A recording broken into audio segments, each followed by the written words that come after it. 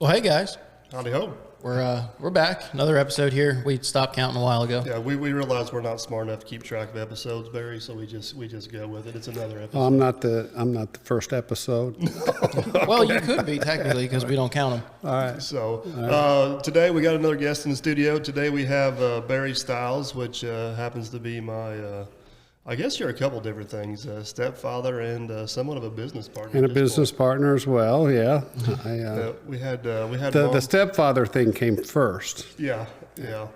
We had Mom on, and we covered a lot of things from my childhood, and she told the world how awesome of a kid I was. I bet she did. Yeah. The words were a little different from what I remember, but She's not here now, so I can make them whatever I want them to be, Jason. oh, okay. So, but as we got on down the timeline of life, somewhere there after college, this name popped up as Barry. Yeah. So I got. You're going to tell a story, aren't you? Can I tell the story? I don't care. I know the story you're going to tell. I got so many Barry stories. And the one of them is somewhat embarrassing on his behalf. This was, by the way, happened almost to the day, really. I mean, it was probably within a week of the first date I had with your mom. So to backstep and kind of fill in some voids, my dad had got killed in an accident. And Mom didn't really date a whole lot for... hell, Barry, you may better. Several years. Yeah, it was several years. 7-8 years. Yeah.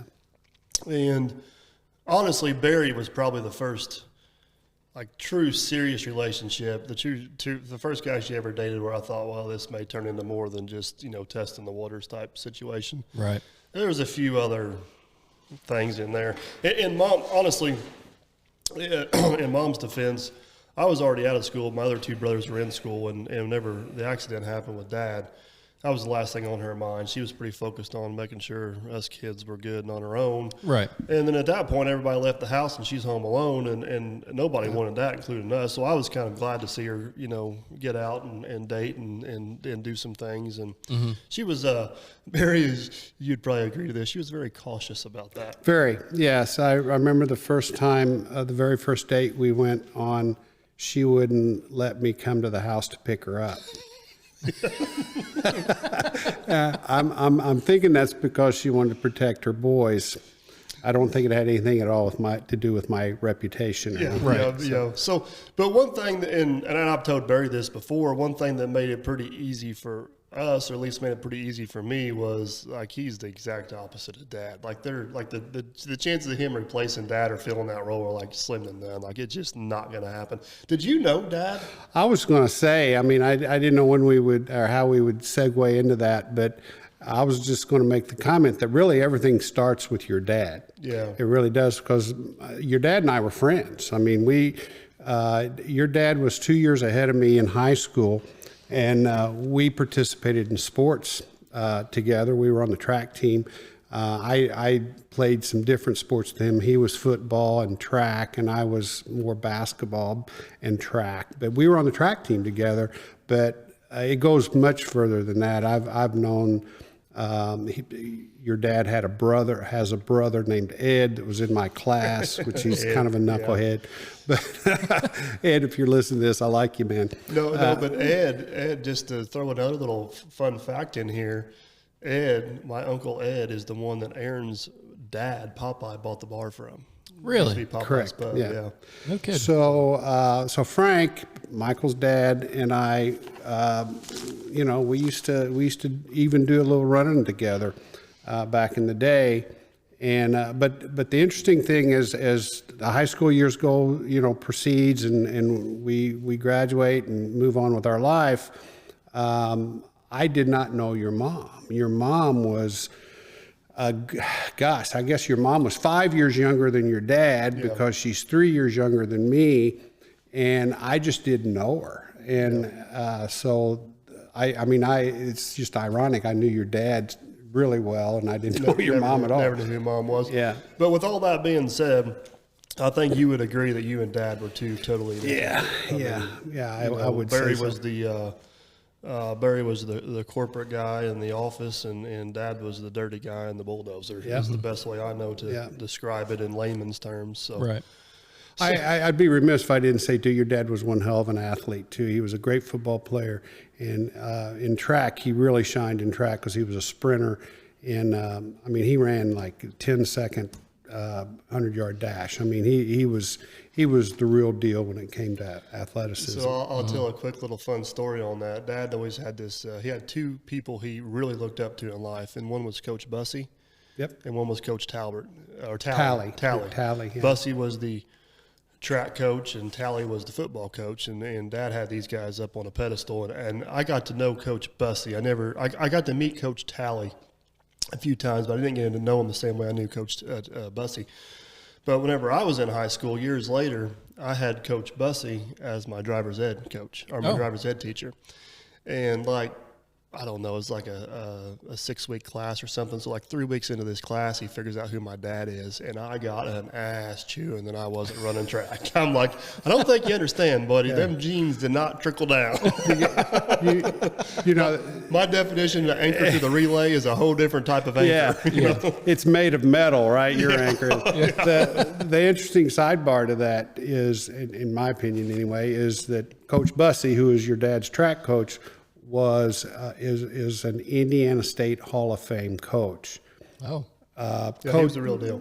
Coach Tally is also in the Indiana football coaches Hall of Fame, and our basketball coach from that same period of time is also in the Indiana Hall of Fame. So it was just so different that we had all three of these really, really big name coaches in the same high school. But Yeah, the joke was whenever I went to school, I graduated from the same school that Barry and my dad did. And whenever I was in high school, I went there for 4 years, and we won 4 football games. Whenever they were in school, they went there 4 years and lost 4 football games. Yeah. I mean, that was like that. Dad. Your dad played on one of the undefeated teams. Yeah, and Dad wrestled for 4 years and only lost 2 matches. And he still holds. He still holds track records at Tell City, mostly because they switched from the standard to the metric system. Yeah. So some of those ones that were set in the 100-yard dash, right? Some of those records still stand there. So, and it just so happened that with the tragic passing of Michael's dad, about the same time, and I mean it was like the same year, I think, is when my first wife and I kind of decided to go our separate ways. So, and then I don't think like I said, I did not know your mom at that time. I didn't know her. And I mean, I knew who she was because we're from a small community, but I'd probably never spoken to her. And I think our first date was, might have been 3.5 years later.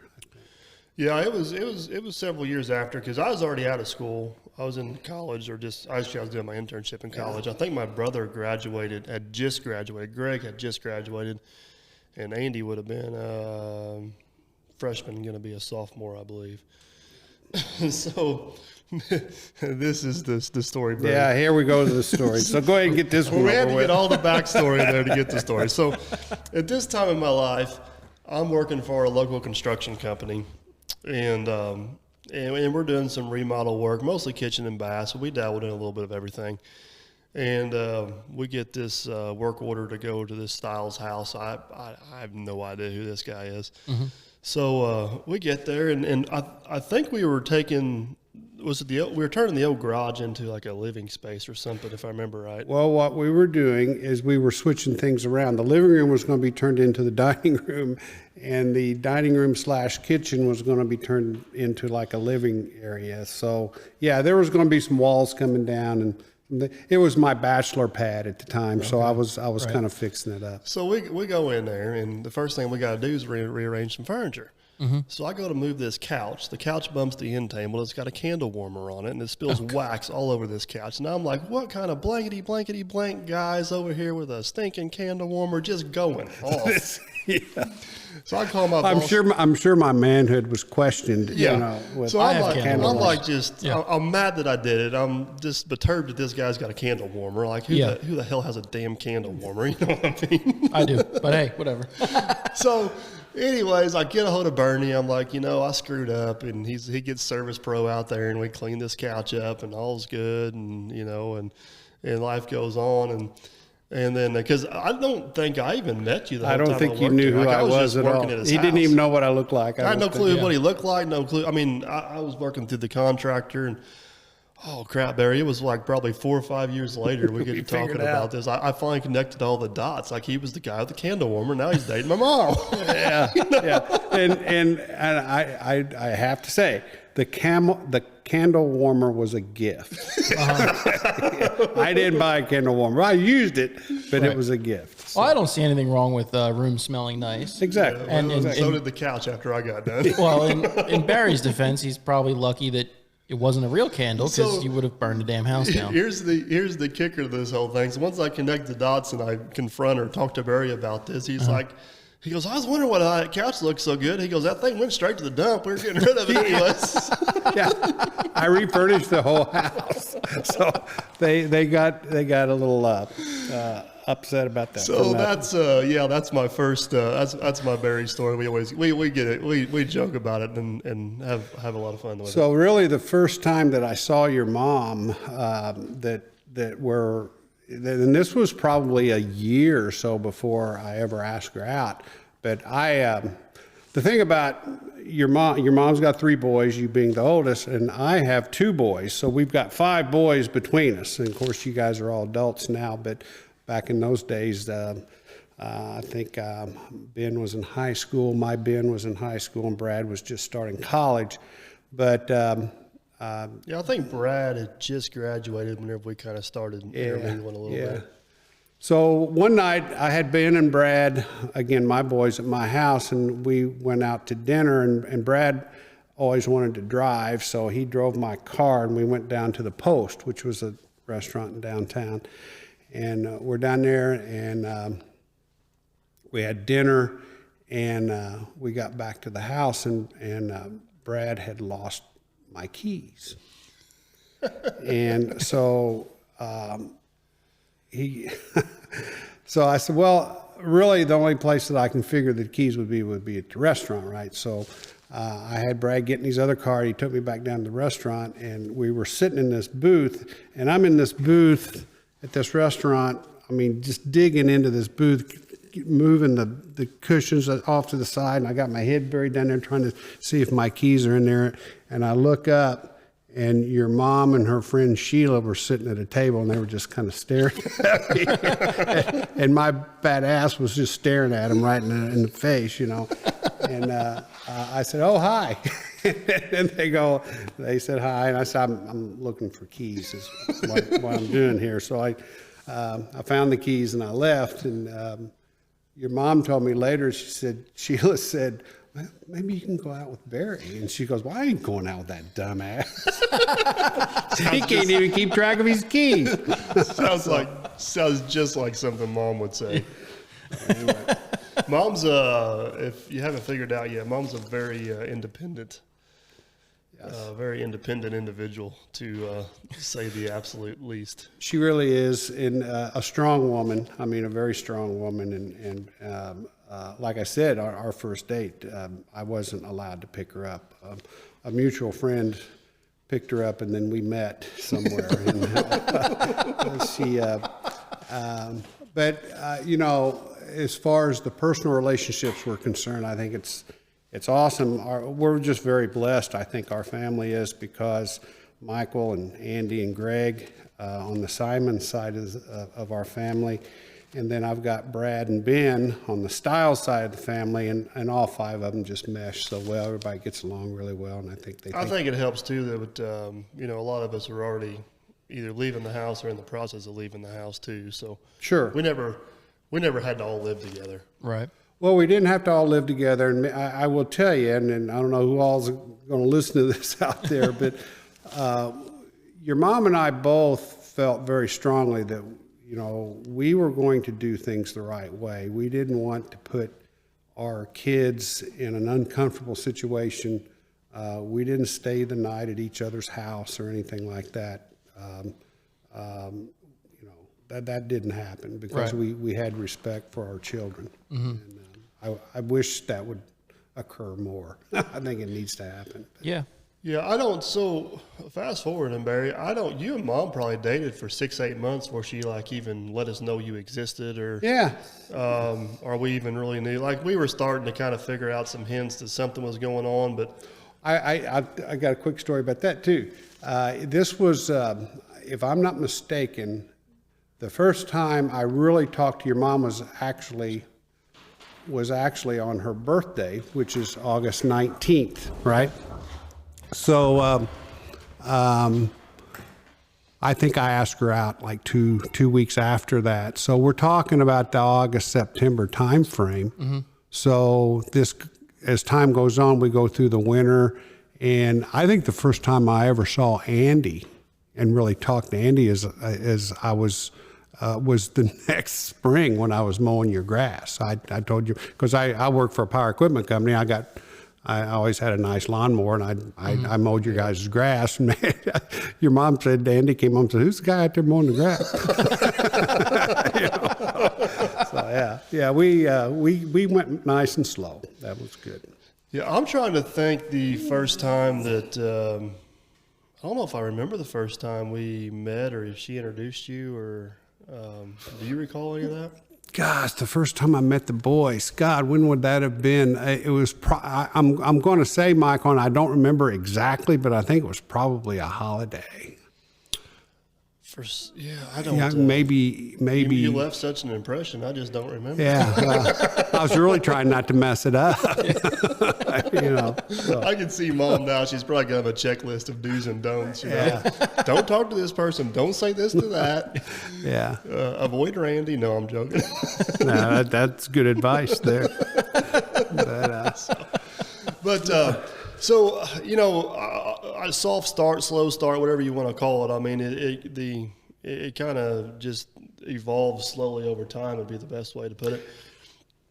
So the main question I got for you, and we've talked briefly about this from time to time, but we got a unique family dynamic, to say the least. No, that's for sure. That's for sure. There's a lot of very strong personalities. Bunch of stubbornness, bunch of hard-headedness, orneriness. Yep. We could put a lot of adjectives behind a lot of things going on. So, like at any given point, like after you kind of got to know us a little bit, did you think, "What in the hell did I get myself into?" A couple of times, but and again, I wish I could spin this with. Comically a little bit, but I really can't. The honest to God's truth was I just had an enormous, and still do have an enormous amount of admiration for your mother, because when you stop and think, and like I said, I knew your dad. Your dad was a great guy. Right. I mean, a great guy.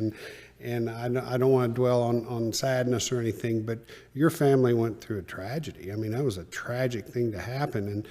And here your mother, a relatively young woman with 3 boys at home, the youngest, I think, a freshman in high school. Yeah, I don't want to quote on this, but I think it was between Andy's freshman and sophomore year. Yeah.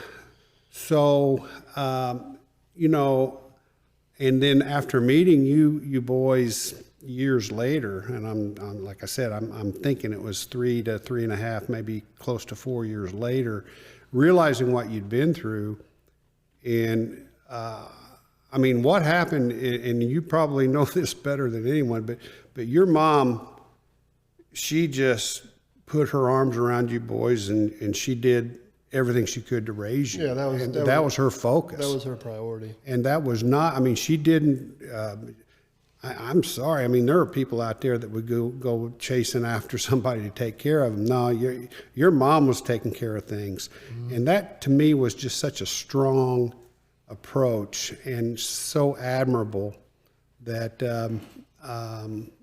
I've always just really been impressed by that. And I think you know me, well enough now that, with my boys and everything, I was always the strong hand with my boys as well. I mean, I was a disciplinarian, and I expected certain standards of behavior, and I expected certain things from them in terms of how they behaved and how they acted. And so from that perspective, I think your mom and I agreed a lot on how to raise children and what our family means to us. So that's a really strong beginning for a couple. And So I'm trying to, it seems like years ago because there's so much stuff that transpires in between. But and I'll let you take this any way you want to take it, Barry. But you and Mom dated for what, 2-3 years? Well, let's see. It would have been 3 years. Yeah. We dated 3 years before we got married. And then I come home one day and Barry's gone. Mm-hmm. Yeah. And I was, and of course, I make sure Mom's all right, what's going on, and she explained some stuff to me, and I supported Mom and whatever she decided. At the end of the day, I wanted Mom to find somebody. She has a lot of stuff to offer somebody. She don't need to go the rest of her life lonely or whatever. But if Barry's not the right guy, Barry's not the right guy. So, what year or so? We were only apart for about 6 months. Okay. It seemed like a lot longer. Because she secretly dated him again. Oh, that's true. We started. You remember that slow process that started all over again. Barry liked it so much the first time he decided to break up and do it a second time. We're kind of opening some things there that I think again we became stronger because of. But my profession, just a little. And I'm just saying this because you almost have to paint the picture a little bit, right? So, you can go as far or as not as far. I mean, this is up to you whether or not you want to go. Well, I mean, you mentioned that I lived in the corporate world, which I did. I mean, I went to school at Indiana University. I got a degree in business from IU, and started a career in sales. Worked in sales for 10 or 12 years. Started rising up through the ranks, and at the time that your mom and I were started our relationship, I was director of sales for a pretty nice sized company, about a $500 million a year company out of Wisconsin, and I was traveling a lot, and I had a lot of responsibility. I was pretty much responsible for all sales in the Western Hemisphere. I was in charge of North America, Canada, South America. Had to do a lot of traveling. And those were some of those days. You had your martini lunches and things of that nature. And I drank, and I drank socially, and but it, like anything, it got to be a little more than it should have, and it took some study on my part and some analysis and where do I want my life to go, and I had 2 boys of my own that I was concerned about. I got to the point where I just needed to do a reshuffle, and part of that reshuffle was really doing a self-inventory. Me and your mom split up for about 6 months, and I decided I wanted to go in a different direction, and that direction did not include alcohol. So I gave up alcohol about 14 years ago. So a couple things that I remember from this time period, and I don't know if me and you've ever talked about this before. I don't think so. It might be this is the first time. So Barry's going to probably hear some of this for the first time. So in the first phase of Barry, we'll call it phase 1. I hope that's a fair title. But there was 2 different Barrys. And the Barry that was sober or not drinking or however you want to word it, I don't know what the proper terminology is for it. I really liked him, I seen, Mom being happy with him for a long time. I seen him fitting into our family. The puzzle pieces were falling together. No red flags, nothing of concern. I was pretty damn content with life at that point. You know what I mean? And then I only witnessed it probably a handful of times, but honestly, one time's enough. There's the Barry that drank too much, and he's the cocky, arrogant, Barry that's got himself up here, and he's looking down on you. And you guys know me well enough. I don't care. We're all going to look at each other eye to eye. We ain't going to climb ladders or look down on people. And I don't drink, so. Not that played in. Not that I judge anybody that does, but it exaggerates that a little bit. But I never did say anything to Mom. I kept all that to myself. It was Mom's decision to put up with that, not my decision to put up with that. I wasn't the one that had to live with him at that point. Sure, and I didn't want to do anything. I didn't want to ever say anything to Mom that would influence a decision that she may regret. So I kept my mouth shut. But whenever I believe Mom made the decision to pull back from Barry, however you want to say it. Me and Mom had some conversations about that.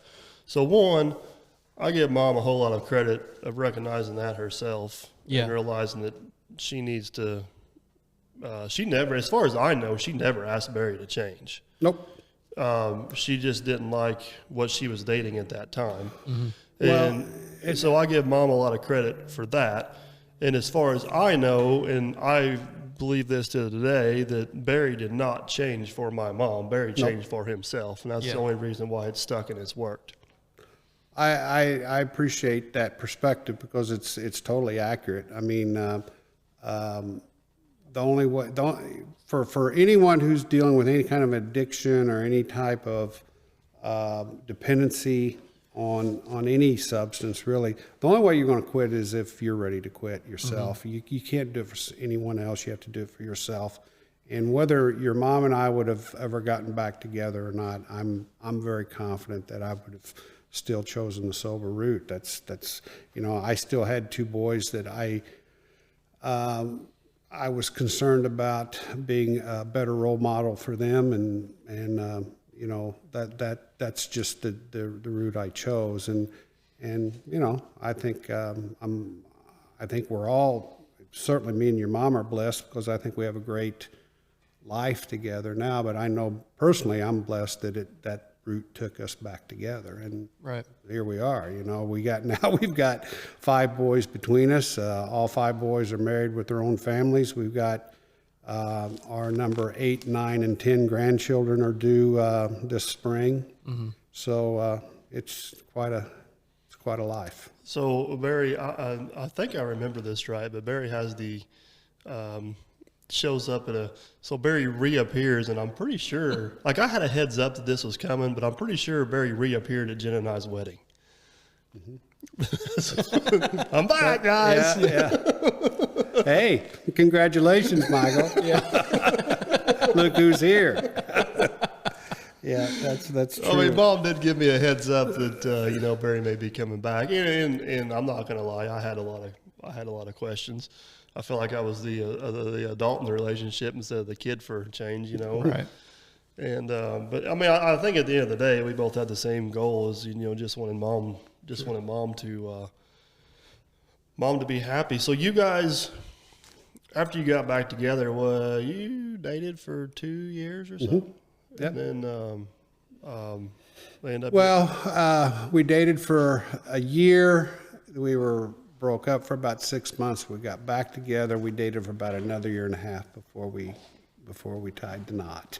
Yeah, and Mom was kind of she had her big wedding with Dad. I didn't even go to their wedding. They flew to Hawaii. We did. We flew to Maui, and it's funny. Your grandmother, your mom's Janice. I don't know if people know who Janice is. But people watch the YouTube channel do. She's a pretty big celebrity. Yeah. So Janice was big about wanting to be a part of our wedding, and Paula and I both said no, we're going to fly to Hawaii. We've already got it set up. We've got a witness there that's going to stand up for us and everything. And Janice goes, well, she said, me and Bob could fly over. We could fly the kids over. We could, and Paula says, no, Mom, that's not what we're going to do. She goes, well, then you need to have a reception. And we go, no, we don't, we don't really want to do that. And she goes, well, I'll handle everything. She said, I'll handle everything, and we'll put a reception together. And your mom goes, well, you know, where are you going to stop it? You're going to, you know, you're going to invite brothers and sisters. You're going to invite aunts and uncles. You're going to invite cousins. You know, how far you want to take this? And Jazz goes, "Nah, you're right." So yeah, we flew to Maui. We got married. We stayed 10 days in Maui. We came back, and we moved into the house in Troy, and that's the first night I spent in the house in Troy. So yeah. So there's so many places we could go with this. I'm not sure which direction I want to go from here. So basically, in so many terms, I mean, I'm a Simon, but you married into the Harpenow family. Yes. And man, there's no way to describe this because people don't know the Harpenow. But the Harpenow family around here is kind of known for being. How would you describe it? That's a good question. How would you describe the Harpenow family? Wow. How would you describe the Harpenow family? Strong-willed, strong people, hardworking. Depends on where you want to pull your Uncle Rick into that, but we might leave him where he's at. But you know, your Grandpa Harpenow is one of the most amazing people I've ever met. I mean, some of you may have seen, you know, the Mine episode. I don't know if you've launched that yet. No, it hasn't been out yet, but it will be out on the YouTube channel at some point. Well, when people hear that and see that, they're going to get a piece of what I'm talking about. But, you know, your grandpa started with nothing. I mean, he started with nothing. You know, and he's grown it into being one of the larger landowners in this part of the state, really. And you know, a company that he formed is probably one of the most successful companies also in the state. So, I mean, it's just really an impressive story. It really is. I think from a family perspective, and I've seen this a lot growing up, and I don't want this to come across the wrong way, Barry, so jump in here if you think it sounds that way. But when it comes to the Harpenow family, you're kind of in or out. They interact and they have their hands in so many things that your time gets limited.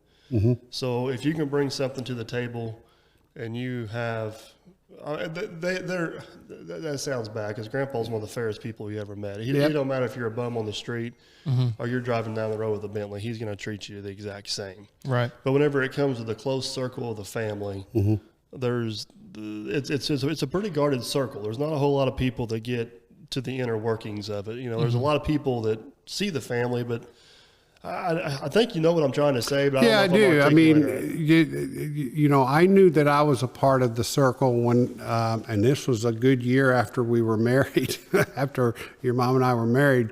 But your grandpa came up to me one day, and he just said, "Look, I just want you to know I'm glad you're part of the family," and that was it. I mean, and so that let me know that you know I kind of made it into the circle. So, but you're right. I mean, if for one thing, Bob and Janice, your grandma and your grandpa, are both really family oriented, right? Yeah. Family means everything to them. So they're not out running with friends and. You know, your grandpa never was out on the golf course on the weekend. He wasn't. Your grandma wasn't at the bridge club or anything like that. They were always about family. So when you're part of that family, you're part of something. Yeah, and I think because of the businesses and the connections and stuff, our family dynamic was quite a bit different than what most were. I didn't know that growing up. But looking back on it now, makes sense. I kind of realized that. I don't want to get too far off subject here, but it was weird for me growing up in some aspects because Dad come from a dirt ass poor family. I mean, like he slept with a BB gun to shoot the rats off of him in a house with holes in it, dirt poor. That's not an exaggeration at the least. Right. You know.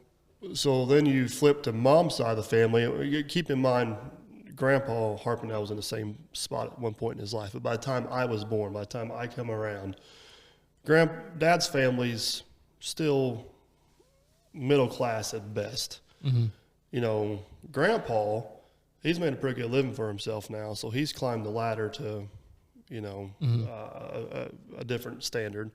In my immediate family, of mom and dad and my brothers, we were back down to bottom in the middle class. So, you know, you go to one family event and everybody's in a suit and tie talking stocks and bonds. You go to another family event and they're playing poker for cigarettes. You know what I mean? Which was really cool because I got to see both sides of it. And then my immediate family pod was somewhere in between that, which, you know, I kind of covered all three gamuts of the social standards to some degree.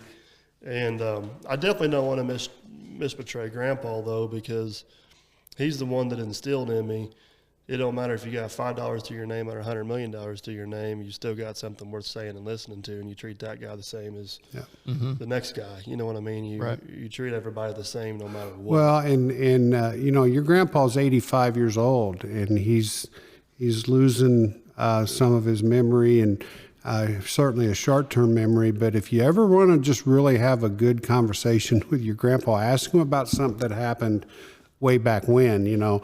And so I asked him about, you know, just the other day, he and I were talking, and I said, Bob, when did you go into the service? And because he was in the Army, and he went in right after school, right after high school. And I said, well, why? I said, did you join? He goes, yeah. He said, something happened at home, made me mad. And he said, I don't even remember what it was. But he said, I went off, and he said, I joined the service. And so then, you know, I wanted to know how he kind of got his start, because he's a man of considerable means today. And I said, so what'd you do after you got out of the Army? And he said, well, I drove a milk truck for Holland Dairy. He said, I had a fired for turning it over. Yeah. In a cow pasture. He said, I had a milk route.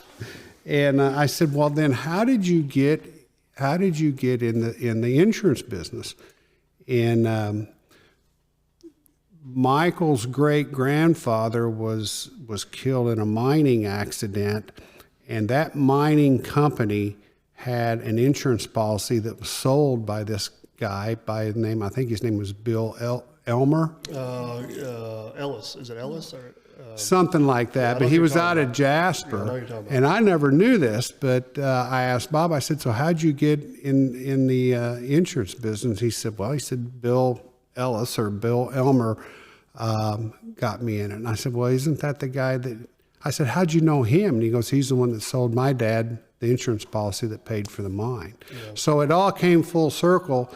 And I said, so how'd you get started in business? He goes, well, he said, I didn't make any money for a long time. He said, if I didn't sell anything, I didn't make anything. So your grandma was a beautician, and she ran a beauty shop, and she pretty much supported them in the beginning. So, you know, everybody has their story, but your grandpa is a real rags to riches story. It's an interesting deal. I do find it interesting, though, that you know, Grandpa's dad, my great grandpa, started and ran a very successful business until he was killed. You know, Grandpa didn't reap any benefits from that whatsoever. Grandpa started a very successful business and succeeded, and he was fortunate enough to able to sell that and pass some of it on.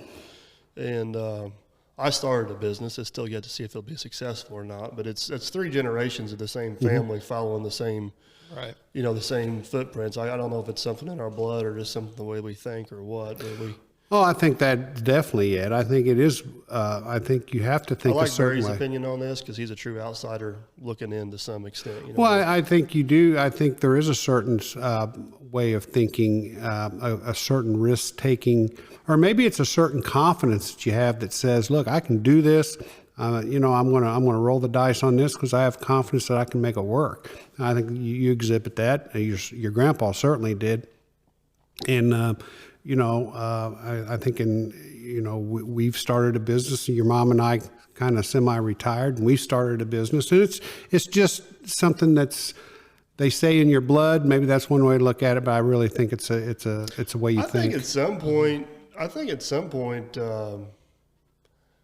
I like challenging myself, and running a business is an ever evolving challenge. You know what I mean?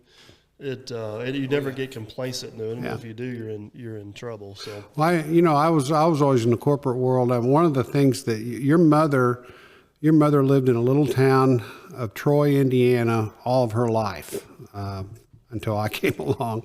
I think it's probably one of the things I need to thank you for the most is to get out of there.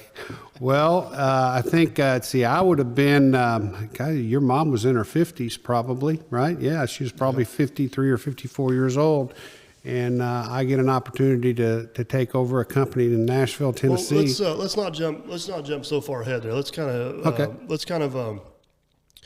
kind of maybe end the chapter there of of how you and us and this whole relationship evolved and how you become part of the family. And I just appreciate your opinion on the family a little bit, because I mean, I'll be honest with you, I'm proud of the family I come from, and that's not saying that from a bragging standpoint, right? But I appreciate Barry's opinion of it, because he's part of the family now, but he come into the family as an outsider and kind of got accepted in. So I just kind of I think he can maybe do a better job of explaining that than I can from some perspective. So I want to thank him for that. You bet. But way before you even met Mom, you were a very accomplished professional yourself. Well, I was fortunate. I was always a pretty good student in school. So, and I was fortunate to be able to grab my degree from one of the top schools in the country, and I made my way through the corporate world in sales, and I've always. So from what I understand, Barry, and we've talked about this story a lot, but your first big break was probably with a guy by the name of Pete Aarons. Is that correct? Pete. His family, the Aarons family, is in the power equipment business. They manufacture a line of commercial, or I should say residential mowing equipment. And back in the early 80s, they bought a company by the name of Gravely Tractor, which catapulted them into the commercial mowing business, and virtually started. If they didn't start it, they certainly expanded the zero-turn mowing industry, and that's the skid steer type mid-mount, mid-engine mowers that you see so much of out there. And Aaron's was on the forefront of that. I happened to work for the company at about that time. And I actually started working for Peter back in the early 90s. And Pete was a young man. He was third generation in the power equipment industry. Great guy. Taught me an awful lot. But he brought me in and made me put me over the sales department for the parts division.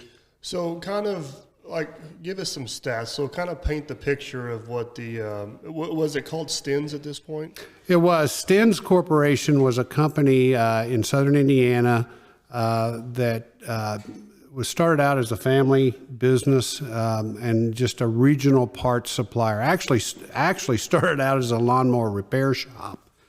And over time, they started supplying parts, hard to get parts to other repair shops in the area.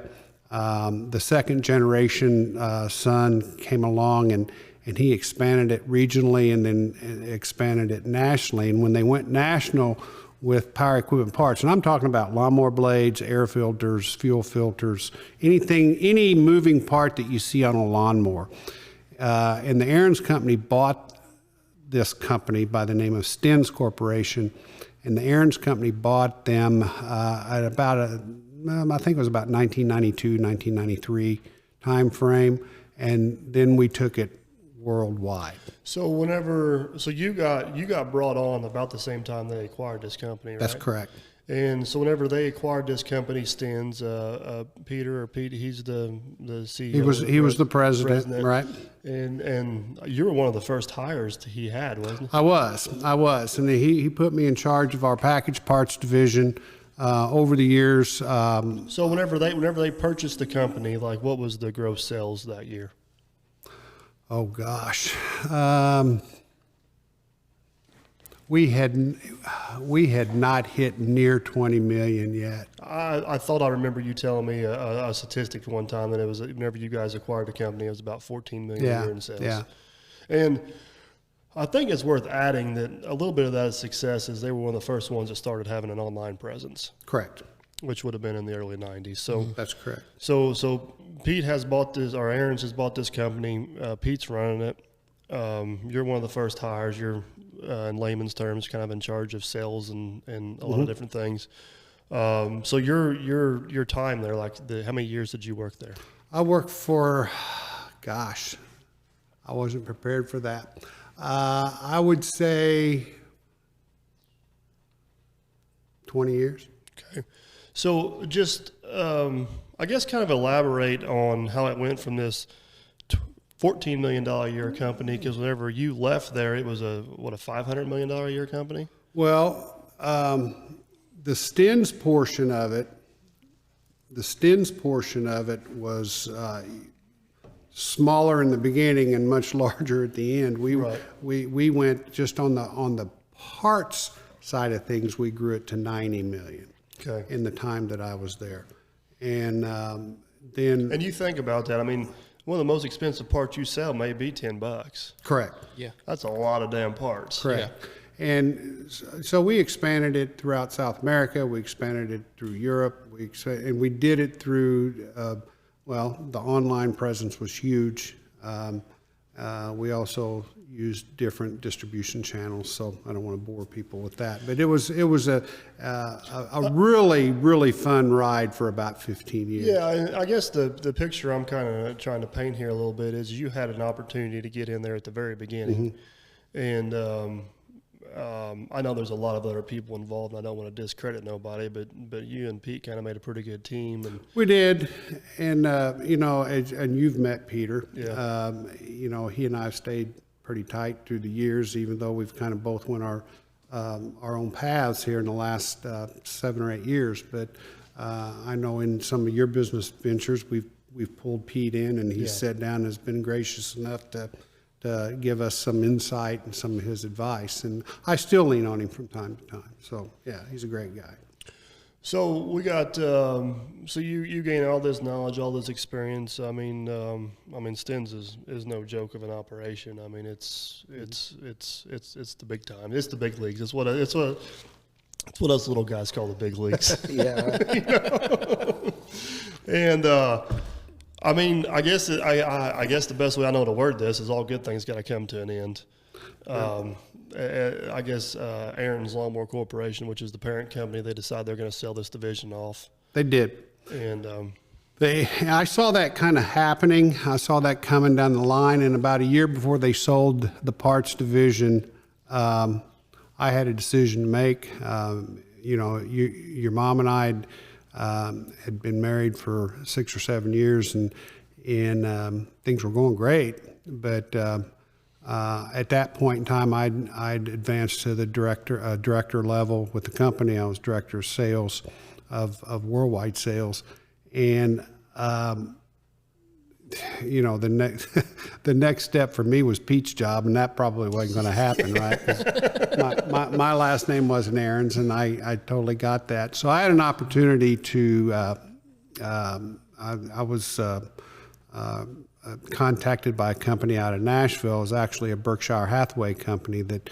Which, for people who don't know, a Berkshire Hathaway company is owned by the Warren Buffett. Yeah, and one of about 150 companies that he's got. But they were in the parts business, where I cut my teeth, but they were on the truck parts business. No, I remember some of these conversations and some of this. I mean, obviously, I didn't have any influence in this decision, but we talked, and I remember bits and pieces of this. And one thing I remember, just to kind of note how good a guy Pete is. I mean, like, you confided in him, and he actually encouraged you to make this move. I mean, that's correct. I sat down with Pete and I told him about the opportunity. And the opportunity, in a nutshell, was this company offered to bring me on as vice president of sales and marketing, and with the eventuality of becoming president of the company. And it was truly the final 2 steps left in my career. I'd reached the director level, and the next step for me was to run a company, right? So I did. I sat down with Pete and I said, "Look, man, this is an opportunity," and I said, I'd like to get your take on it. And he goes, "You should do this." He said, "You should do this." He said, Right. "This is something that is the next step for you." So the the curveball in that was it required relocation. It required relocation to Nashville, Tennessee, which is a great place. Yeah, it's about 2.5, 3 hours from where we're at. Yeah. Home base here. And but it's also coming home and talking to your mom about leaving a place that she'd spent her entire life at and never lived anywhere else really. Again, your mom's a very strong woman, and she didn't hesitate. She didn't hesitate at all. I mean, we put up the house for sale. We talked to you boys about it first, I think. Yeah, I will say this. I mean, it was Barry's decision to make. We had no business influencing it one way or another, but Mom and Barry both kept us very well informed of the situation and what they were thinking. So we were never blindsided by anything. What entailed selling the house that you grew up in and that you were born in, right? Well, the house that my dad actually built. That your dad built, exactly. And then it would require us to pick up and move and buy a new house, all that stuff that people do every day. But I think one other thing that played into this decision a little bit, and I never asked you this either, you may have more insight into this, but Mom was a hairdresser her whole life. Mm-hmm. She was still cutting hair at this time. She was. And it was starting to wear on her body. I mean, her hands and her feet and different well, things she'd like actually already had a couple of surgeries on her feet. Right. And so I think one of the attractive things to Mom is this job was going to pay enough to where they didn't have to be also dependent on her income. Right. Mom, retire is not the word because she's never going to do that. But it allowed her to have, for the first time in her life, it allowed her to have the opportunity to change careers a little bit herself and get off her feet and stop using her hands so much. It did, and it enabled her to I don't know, I guess what I'd say enjoy life a little bit. It enabled us to move to Nashville. We built a new home down there, actually bought a new home that was under construction. So, she got to take that on as a project, and she got to kind of make that home the way she wanted it, mm-hmm. and allowed me to concentrate on my new responsibilities. And it was a really nice adventure for us, and it was about a 2-year adventure for us.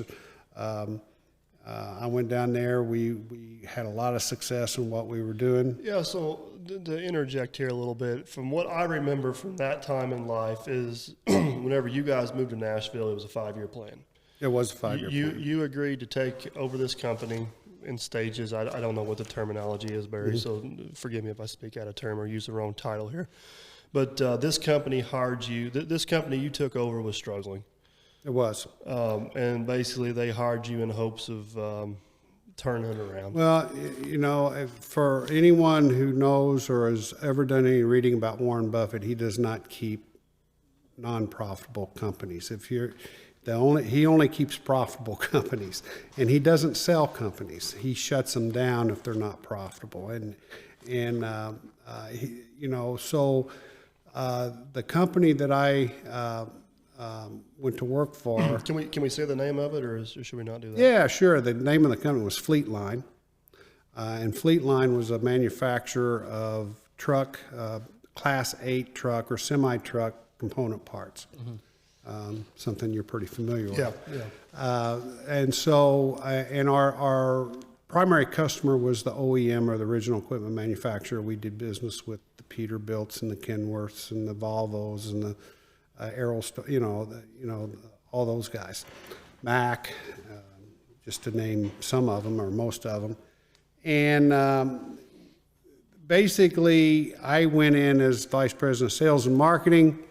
The plan was for me to be somewhat of an understudy for a year, maybe a year and a half, with the eventuality of taking over the company. I started, I think, if I'm not mistaken, July 29th was my first day on the job.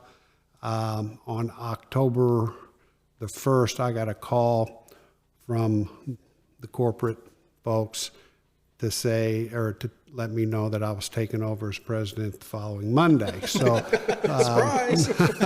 so apparently they didn't like what they were seeing at the time. So I called I called your mom and I said, because at the time we hadn't even moved to Nashville yet. I mean, we didn't even move to Nashville till November. So your mom was back here in Indiana, and I was down there. And I called her and I said, honey, I said, I think I just got promoted. And she goes, to what?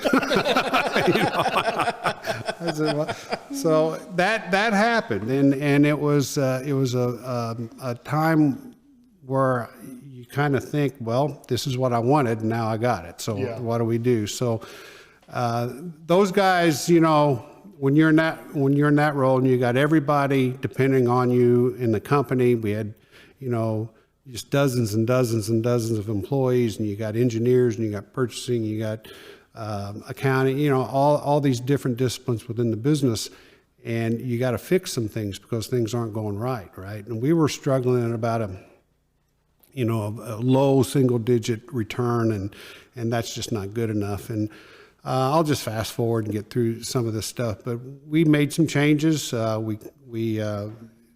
You know, business to me is it's just logic. It's just common sense. You know, why are you doing certain things? If certain things doesn't need to be done, then cut them out and start focusing on what matters. And that's exactly what we did. I mean, there's a lot of little moving pieces there, but we just started focusing on what was important. And we were able to turn that in mid-year. We were able to turn that from about a 1 or 2% return to about a 6% return the first year, and we got it up to about a 13% return the first full year I was there. We got it at about 14% my second year, and the reason that came to an end was there was actually three companies under the Berkshire umbrella that did virtually the same thing.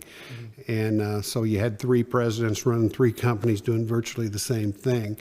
And, you know, they came to the three presidents and they said, look, we think it would behoove us to combine these companies.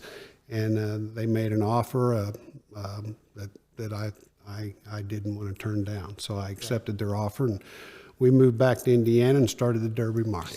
Can you imagine going to working for, I don't know how to put this into perspective, but I could not imagine going to working for Warren Buffett to answering to my mother.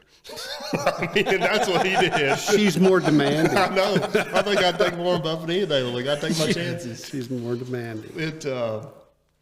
She's a tough one. So, but I mean, in reality, you got to hold that title. You were able to be successful at it. Yeah, sure. I wouldn't change a thing. Yeah, and it accelerated your return back here. I like what your mom said. She said they paid us a lot of money to go down there, and they paid us a lot of money to leave. All right, you're here? Great. Get out. So I have to ask this question, and I know the answer to it, but I'm going to ask it anyway. So you worked for Warren Buffett. How many times did you meet him? I never met him. I got a couple of emails from him. I met with and toured with, I mean, gave them tours of our facility, people that worked for him and out of his office. But Buffett was, you know, this is a man that owns, I said 150 earlier, I think the number's closer to 200 companies is what he owns, and or his investment firm does. And but everybody knows the name and everybody knows who he is, and he influences everything. Right. He influences everything. And how old is Warren now? God, I would say he's your grandpa's age, I was gonna say 85, 80s, 85, 86. So this was 5 or 6 years ago you were working for him, so he was still pretty involved with everything going on. Yeah, yeah. Just amazes me that. So one of the best advice I ever got was from a guy there, and I'll make this real quick, but he came in. His offices. He had a main office in Chicago. A lot of people know that Buffett works out of Omaha, Nebraska. I don't know how many people know that, but that's where he works out of. And then he's got a main office in Chicago, and I had a guy from one of these Chicago offices at my plant, and I was giving him the tour, and he said, yeah, he said, things are looking good here. He said, you made some nice improvements.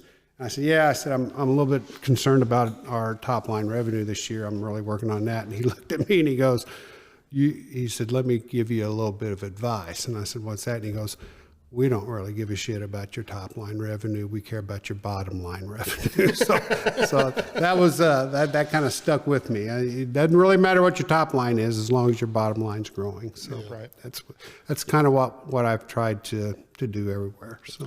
So we covered this a little bit in the podcast with Mom, but basically you moved back to Derby. Josh, my previous business partner, and I built the Derby Market building. You and my mother leased it and run the Derby Market. That's right.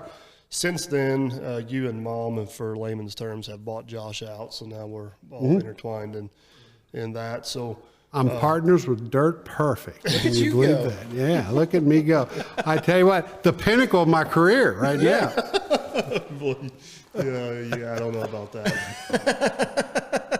It's got a nice ring to it, though. It does. Yeah, it almost makes me want to go back whenever we first met Barry and I in his candle warmer. Like, did you ever think at that time you'd work for two famous people? One of them would be me. Exactly. Yeah. I can honestly I say. would brag about the Warren Buffett. I don't think I'd mention me. You don't want me to say I left Warren Buffett. Yeah, I think you're going to get to, like, what the hell were you thinking? Yeah. So it might help your reputation, though. Yeah, well, yeah, I don't know. I'm a lost cause for starters, but no, it's been coming full circle. It's been a pretty cool family dynamic. We talked with Mom. My brother's here in Derby.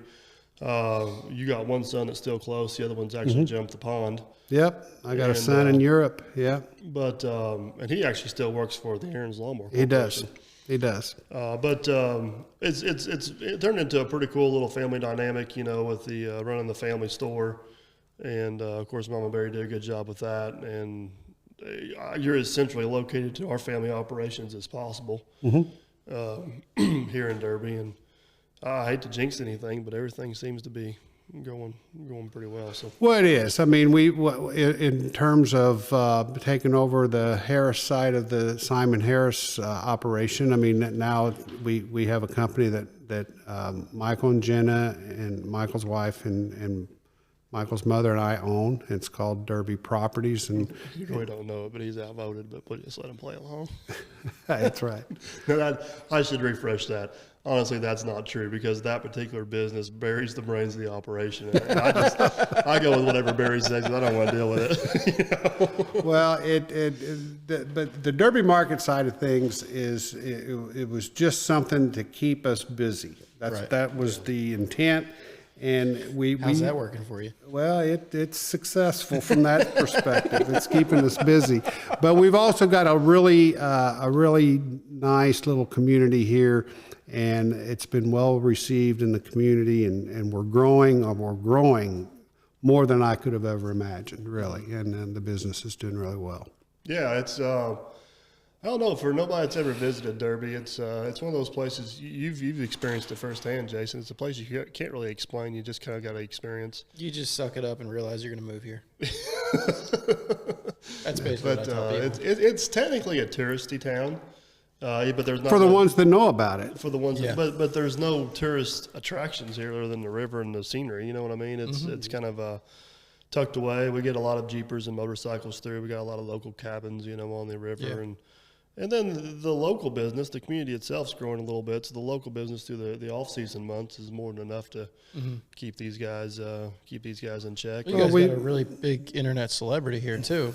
Well, that helps. Walker Wade. That one. That's what I'm talking about.